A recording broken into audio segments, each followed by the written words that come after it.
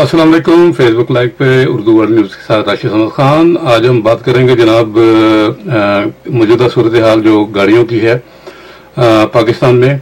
आज से जो है एसआरओ जो है वो काम करना शुरू कर दिया है। लोगों ने अपनी गाड़ियां क्लियर कराने के लिए बिल ऑफ एंट्रीज जो है वो डालना शुरू कर दिया और इसमें काफी हमारे जो भाई हैं उनका एक रोल है पाकिस्तान में भी और जापान में भी, जिन्होंने बड़ी मेहनत की और इस को सरअंजाम पाया गया ये काम और एसआरओ एक इशू किया गया। आज हमारे साथ दोबारा फिर राशिद महमूद ईवान है एमडीके के सीईओ कराची से। उनसे हम बात करेंगे कि क्या सूरत हाल है, क्या काम होना शुरू हो गया और मौजूदा सूरत हाल क्या है। जनाब अस्सलाम वालेकुम। वालेकुम अस्सलाम जी राशिद भाई, क्या हाल है? क्या हाल है भाई? ठीक ठाक है, खैरियत से हैं? बहुत बहुत मुबारक हो दोबारा से आप लोगों की मेहनत रंग लेके आई और एसआरओ जारी हो गया। आप बताएंगे कि क्या सूरत हाल है? जी अल्हम्दुलिल्लाह सबके चेहरों पे अल्लाह करीम के करम से खुशियां जो हैं वो नुमाया नजर आ रही हैं और तमाम लोग अपनी ड्यूटीज वगैरह फाइल करवा रहे हैं। और जो being a son of soil, जो हमारा इस पाक धरती से वादा है कि हमने हमेशा कंट्रीब्यूट करना है, तो अल्हम्दुलिल्लाह अकॉर्डिंग टू एफबीआर रिकॉर्ड हमारी जो ट्रेड है वो सेकंड है in terms of revenue contribution. और अभी जो क्वार्टर क्लोजिंग हो रही है उसमें भी ये जो हमारी ट्रेड है जो कि जापान में पाकिस्तान के बैठे हुए हैं, आप देखेंगे कि ये दोबारा इंशाल्लाह अपना रोल प्ले करेगी। अच्छा, आप ये बताएं कि इतनी ताखीर क्यों? 6 महीने से ये सिलसिला चल रहा था और अभी तक इसका यानी कि हल नहीं निकल रहा था, तो क्या वजूहात थी जिनकी वजह से ये सारा सिलसिला रुका हुआ था? एक्चुअली सिनेरियो ये है राशिद समद साहब के, चूंकि यहाँ पर आपको पता है कि हमारा जो एक सिलसिला है बहुत ही स्ट्रॉन्ग सो कॉल्ड जो लोकल असेंबलर माफिया उसके साथ है। तो बहरहाल अल्लाह की जो मदद सामने हाल रही, सिनेरियोज अप एंड डाउन होते रहे, but at the end of the day जो है वो चीज़ें जो है वो पॉजिटिवली गई और जो है फैसला ऐसा आया कि जो गरीब आवाम की और पाकिस्तानी आवाम की आप समझें कि फेवर में मतलब गया। दूसरी चीज़ ये है कि इंटरनेशनली भी अगर आप देखें कुछ सिनेरियोज ऐसे चेंज हुए, जैसे हमारे पड़ोसी मुल्क ने अजीब तरह के प्रॉब्लम क्रिएट की है। पाकिस्तान का नाम जो है वो एक वॉच लिस्ट में उसने वो डलवाने की कोशिश में और वो ग्रे लिस्ट में तो वो मतलब हमारी फीलिंग्स ऐसी हैं, जैसे मैं आपको एक मिसाल दूं कि जैसे मैं घर से निकलता हूं तो आपका भतीजा या भतीजी मुझे कहती है पापा मेरे लिए ये लेके आना, पापा मेरे लिए ये लेके आना। अब सब चीजें हमारे पास होती हैं, बट हमारे जो सिनेरियोज चल रहे होते हैं वो कभी हम भूल जाते हैं तो वो नाराज हो जाते हैं हमसे। वो कहते हैं बताइएगा कि अभी मौजूदा हालत क्या आज बिल ऑफ एंट्रीज वगैरह जमा हुई, गाड़ी वगैरह क्लियर हुई आज? देखिए ये प्रोसेस स्टार्ट हो चुका है, ड्यूटीज फाइल होने लग गई है, जो लोग भी हम अपने प्याडर्स वगैरह बना रहे हैं ड्यूटी कॉल हो चुकी है और ये सारा सिनेरियो इंशाल्लाह चलेगा। तो ये एक प्रोसेस होता है तकरीबन 2 से 3 दिन का। बेसिक चीज ये है कि सिस्टम ऑपरेटिव हो चुका है, अब इंशाल्लाह चीजों ने बाहर ही आना है। अरे ये क्या मुस्तकिल है या आरती है? कुछ लोगों को समझ नहीं आ रही क्या बीएल जो है जो किस तारीख से पहले था कि फलां तारीख से जो बीएल आएंगे वो क्लियर होंगे, उसके बाद वाले क्लियर नहीं होंगे, ये क्या है? क्या इसकी सूरत हाल क्या है?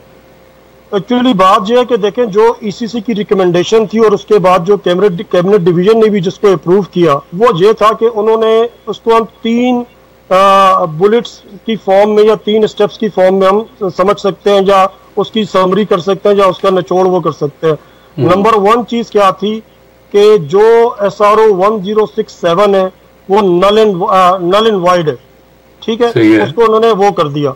नंबर 2 नहीं, ये नंबर 1 चीज थी, मैं थोड़ा सा बोलने में वो हो गई। नंबर 1 चीज ये थी कि पोर्ट पे खड़ी हुई गाड़ियों को फुल अबूर रिलीज किया जाए।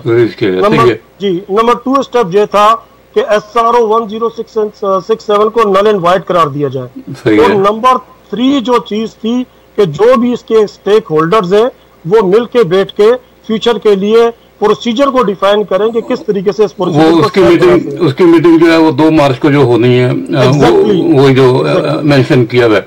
अच्छा, उस मीटिंग में जो है वो क्या ये कार डीलर्स वगैरह भी शिरकत करेंगे या सिर्फ गवर्नमेंट ही कुछ आपस में करके बैठ के कुछ करेगी? जी अभी तक जो ऑफिशियली जो उनकी तरफ से जो भी नोटिफिकेशन आए हैं उसमें कार डीलर्स को एज सच उसमें नोटिफाई नहीं किया गया। हमारी ये रिक्वेस्ट भी है हुकाम बाला से क्योंकि हम लोग जो है मेन जो कार डीलर्स हैं यहाँ पर, या जो ओवरसीज पाकिस्तानी हैं, जो हम जापान बेस्ड कंपनी है जो जापान में बेस करती हैं, वो मेन इसके स्टेक होल्डर्स हैं। तो हमें भी इस चीज़ में मीटिंग में बुलाया जाए ताकि जल्द अज जल्द एक लाए अमल तैयार किया जाए ताकि लोग अनसर्टिनिटी की सिनेरियो से वो निकल सके। अच्छा, इसमें कोई मियाद तो नहीं है कि फलां यानी कि इस तारीख से इस तारीख तक के बीएल क्लियर होंगे, या आइंदा ये लिमिटेड है, या ये जो अब तक जो गाड़ियां आई हैं वही क्लियर होंगी, जो नए बीएल आएंगे तो उस पर नया क्या नाम है शुरू हो जाएगा काम? राशिद समद साहब, जो हम समझे हैं या जो हमारी अंडरस्टैंडिंग है या जो फिर हमने डिफरेंट अपने साथियों के साथ इस सिलसिले में बातचीत की है, उसमें यही है कि अनटिल एंड अनलेस कोई नया एसआरओ नहीं आता, अनटिल एंड अनलेस कोई नया प्रोसीजर डिफाइन नहीं होता, जिसके लिए वो मीटिंग कॉल की गई है 2 मार्च की। मगर अभी अगर आप देखें गवर्नमेंट लेवल पे जो ब्यूरोक्रेसी के इश्यूज चल रहे हैं, जो आपस में थोड़ा सा एक कॉन्फ्लिक्ट आ गए, तो चीजों में डिले की पॉसिबिलिटी है कि वो प्रोसीजर की तरफ जाते हुए डिले ना आ जाए। तो जब तक कोई सूरत नहीं होती तो चांसेस ज्यादा यही है कि इसी प्रोसीजर से काम जो है वो कंटिन्यू रहेगा। मगर जो हमारे मुल्क का माजी रहा है उसमें कभी भी कोई चीज कुछ भी हो सकती है, but being a human being जो हम समझते हैं वो इसी तरीके से वो चीज रहेगी। तकरीबन 6,000 से महज 9,000 के करीब जो गाड़ियां बता रहे हैं जो फंसी हुई थी। आप ये बताएंगे कि इसमें एकदम जो गाड़ियां निकलेंगी वो रेट्स वगैरह पे क्या फर्क आएगा, क्या मुश्किलात होंगी? जी, मुश्किलात तो देखें उसमें यह है कि चूंकि जो लोग थे वो एक साइकिल चलाते थे, मतलब उनकी कुछ गाड़ियां पाइपलाइन में होती थी, कुछ उनकी पहुंच जाती थी, कुछ वो एडवांस में सेल करते थे, तो वो इस हिसाब से अपने फंड्स को मैनेज करते थे। अब जो जहाँ सूरत हाल है, चूंकि वो गाड़ियां निकली नहीं और पीछे से उनकी और गाड़ियां पहुंच गई, तो लोगों को ड्यूटीज वगैरह सबमिट कराने में दुश्वारियों का सामना है। और इसके साथ साथ जो गाड़ियां उनकी क्लियर होंगी तो नो डाउट उन पर डैमेजेस वगैरह लगे होंगे, और हो सकता है कि जो पोर्ट पे अक्सर वाकयात हो जाते हैं, कुछ पार्ट्स वगैरह मिसप्लेस्ड हो जाते हैं, जो चीजें हो जाती हैं, तो उस सूरत हाल का उनको सामना करना पड़ सकता है।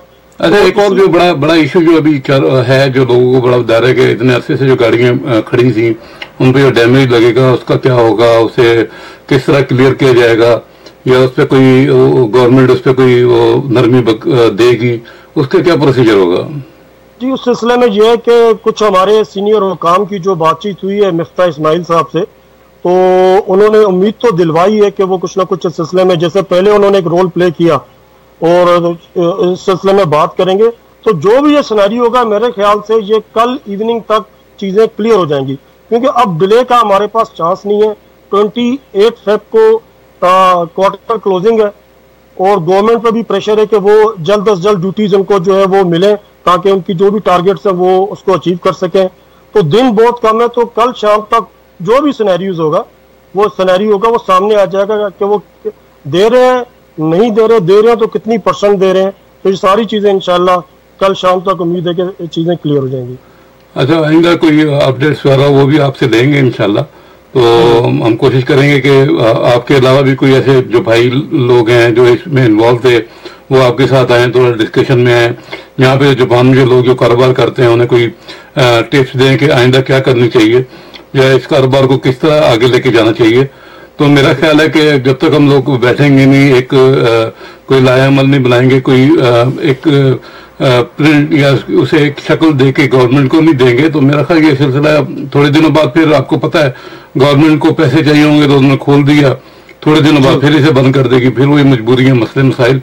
तो इसका कोई मुस्तकिल हल होना चाहिए, इसलिए मेरा ख्याल है कि बिल बैठ के इसे कुछ ना कुछ हल होना जरूर चाहिए इसका। बिल्कुल जी, इसी सिलसिले में जो हमने पिटिशन फाइल की हुई थी, हमने अपने जो हमारी लीगल एडवाइजर टीम है उसके साथ भी हमारी डिस्कशन जारी है। हम ये रिक्वेस्ट गवर्नमेंट के पास लेके जाएंगे वाया कोर्ट के कोई भी चेंज लेके आए तो एटलीस्ट 3 मंथ का उसमें टाइम दें, ताकि जो भी कंसर्न लोग हैं, जो हमारी एक साइकिल कंप्लीट होती है उसमें 3 महीने का टाइम लगता है, तो कोई भी अचानक चेंज ना, किसी भी चीज को एक्सीडेंटल ना हो, प्लान्ड हो, ताकि किसी को कोई नेगेटिव इफेक्ट ना जाए। और इसके साथ साथ मैं आपके तवज्जुह से रशीद गोडियल साहब का, मांडवी वाला साहब का, मिफ्ता इस्माइल साहब का और तहे दिल से शुक्र अदा करता हूँ कि उन्होंने हमारी आवाज़ को जिस तरह नेशनल असेंबली के फ्लोर पे उजागर किया और जिस तरीके से ये खून चूसा जा रहा था गरीब आवाम से कि वो पैसे भी लेके जा रही है और उसको 6-6 लाख लोन देने के बावजूद भी गाड़ियां अवेलेबल नहीं है। तो अब इंशाल्लाह ये सूरत हाल जो है बड़ी पॉजिटिविटी की जानिब जाएगी। और दूसरी एक और बहुत इंपॉर्टेंट तजवीज़ है मेरे जहन में कि देखें कि हम जो हमारे दो तरीके होते हैं किसी भी चीज़ को कंट्रोल करने के। एक तरीका तो ये है कि आप अपनी इनकम बढ़ा दें, दूसरा तरीका ये है कि आप अपने एक्सपेंस को कंट्रोल कर दें। तो हम जो चाह रहे हैं कि गवर्नमेंट पॉजिटिवली एक स्टेप आगे आए, जितने भी हमारे कन्वेंशनल व्हीकल्स हैं उन तमाम को with the passage of time replace किया जाए इलेक्ट्रिक और हाइब्रिड व्हीकल से। जब आप करेंगे तो आपका जो ऑयल का बिल है, जिसकी मद में सबसे ज्यादा आपका एक्सपेंस होता है, वो कट ऑफ हो जाएगा।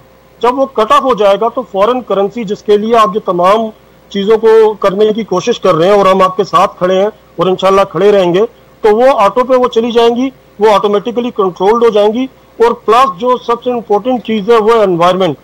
हमने अपनी अपकमिंग जनरेशन को राइट टू ब्रीथ देना है ताकि वो एक पुरफिजा माहौल में सांस ले सकें। अब जो ग्लोबल वार्मिंग इफेक्ट आ रहे हैं, जो सीजन चेंज हो रहे हैं, तो स्टैंडिंग कमेटी ने भी इस पर बड़ा सीरियसली एक्शन लिया है। तो हम जो चाह रहे हैं कि इस चीज़ों को सीरियस नोट पे टेकअप किया जाए और हाइब्रिड और इलेक्ट्रिक गाड़ियों को मजीद फैसिलिटेट किया जाए और इनकी कमर्शियल इंपोर्ट अलाउ की जाए ताकि ये चीज़ें रिप्लेस करें कन्वेंशनल व्हीकल्स को और हमारे जो ऑयल का बिल है वो कट ऑफ हो सके और हमारे जो रिजर्व्स है वो हम सेव कर सके उनको। बहुत बहुत शुक्रिया राशिद रवान साहब, बड़ी मालूमात आपसे दी। और इंशाल्लाह कोई नेक्स्ट कोई प्रोग्राम बनाते हैं और इसके अंदर इंशाल्लाह फिर आपके अलावा जो भी भाई जो लाइन पे आना चाहते हैं उन्हें हम लाइव लेंगे और उनसे बात करेंगे। बहुत बहुत शुक्रिया। कराची से हमारे साथ थे जनाब राशिद रवान साहब, इन्हें हम खुदा हाफिज कहते हैं। इंशाल्लाह दोबारा फिर इन्हें ऑनलाइन लेंगे। जैसे कि आपको पता है कि गाड़ियों का काम शुरू हो गया, लेकिन गवर्नमेंट का कोई पता नहीं होता कि कब कहाँ पे किस जगह पे जो है वो अपनी पॉलिसी को चेंज कर दे। लेकिन जो भी काम हो उन्हें जो है वो आप देखें और समझने की कोशिश करें ताकि आइंदा आपको कोई नुकसान ना हो, आपको परेशानी ना हो। तो इसलिए अपने कारोबार को आगे देखते हुए आगे की पॉलिसीज को देखते हुए उसे अपनाएं, उन्हें देखें ताकि आपको कोई ज़्यादा नुकसान ना हो। जापान में रहने वाले हों या जो पाकिस्तान में रहने वाले हों, इन्वेस्टमेंट तो दोनों की है। तो इसलिए कोशिश ये करें कि गवर्नमेंट का जो आइंदा का लाहेमल है उसे देखते हुए अपनी परचेजिंग वगैरह करें। राशिद समद खान को उर्दू वर्ल्ड न्यूज़ से इजाज़त दें। इंशाल्लाह दोबारा फिर किसी प्रोग्राम में आपके साथ शामिल होंगे। अल्लाह हाफिज़।